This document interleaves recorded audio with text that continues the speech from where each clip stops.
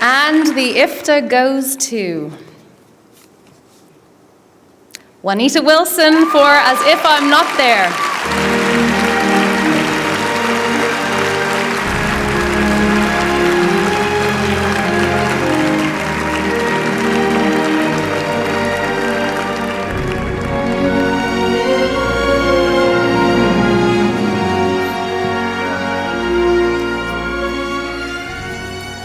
Wow, thank you so very, very much. I'm so proud to be part of this industry, and it's wonderful that we're all here together to celebrate all our hard work.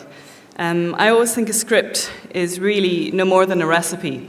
It is something that is there to be worked on by everybody in the team who works with you. I was lucky that I had a fantastic book by Slavenka Drakulic, based on true stories, because it was so good and so clear, it was a real challenge to try and adapt it.